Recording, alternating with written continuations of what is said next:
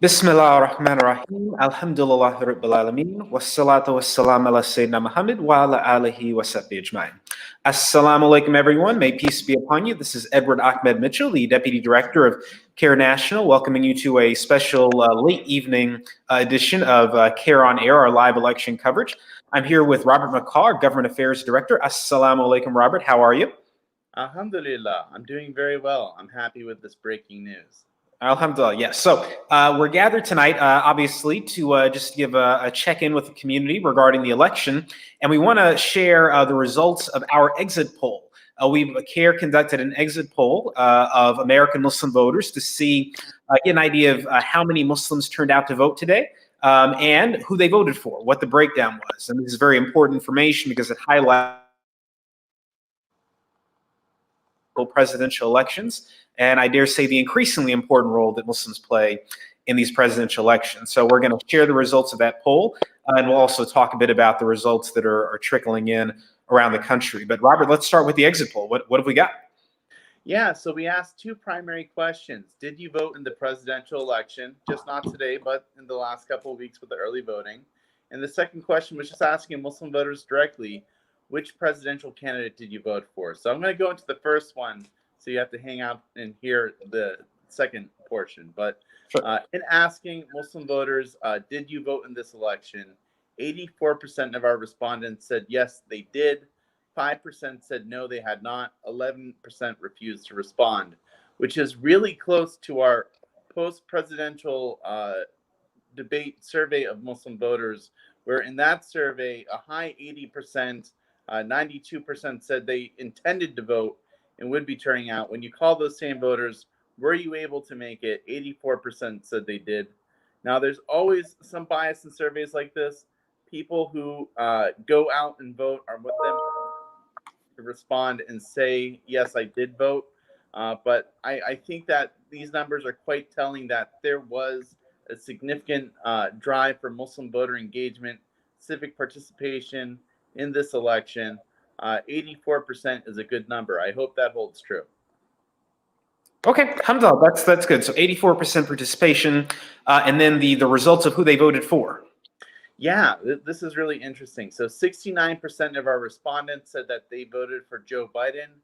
17% said they voted for Donald Trump.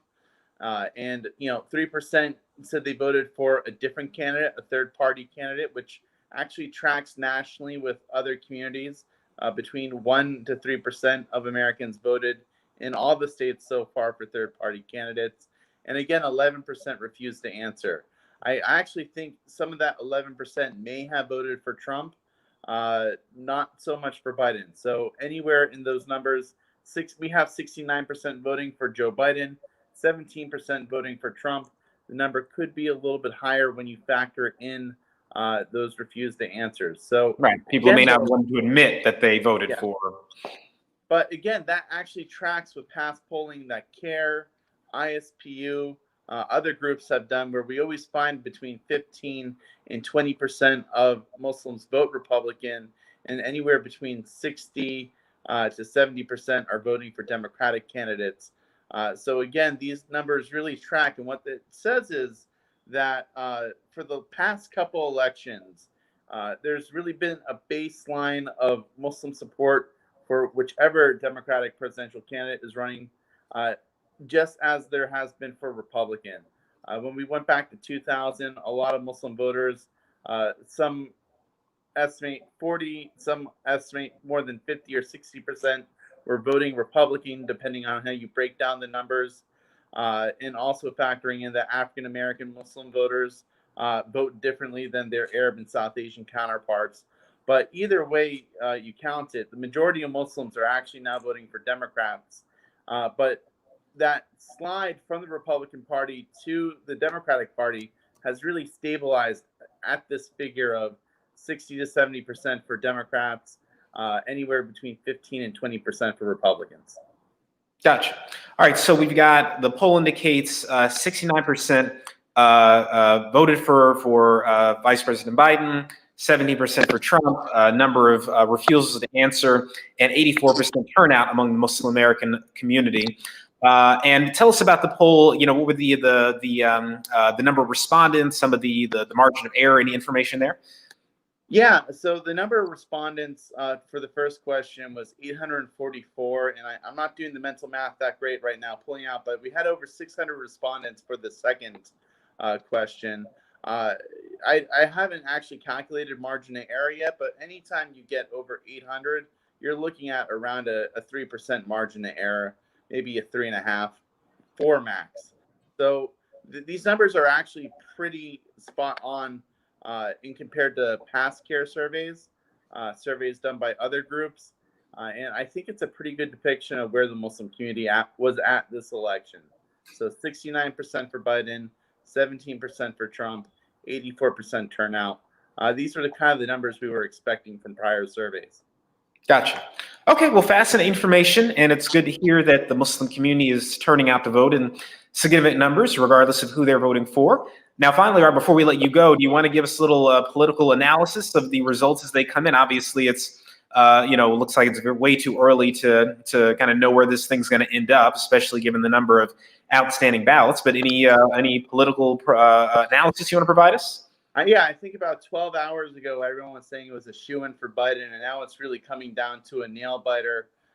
It looks like Biden could, like other Democratic candidates, win the popular election by a small margin, but lose the Electoral College. But we just don't. Oh, it looks, Robert, we lost you briefly. I think what you were saying frightened the technology into cutting you off. No, go ahead. Say. Yeah, but I mean, what we're basically seeing is this is a nail biter.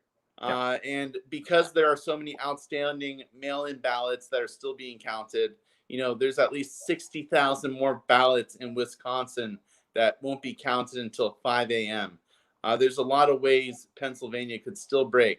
So it remains to be seen. I'm going to wake up tomorrow morning, pray Fajr, drink some coffee, and then I'm going to look at the news results and see how they've changed. Okay.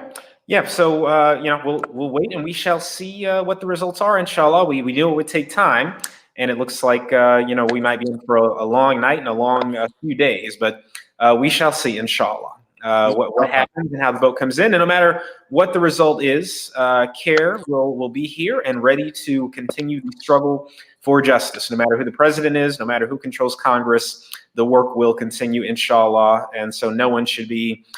Feel concerned. Allah is in control of all things, and all will work out one way or another, inshallah, for the righteous, for the believers. So let's pray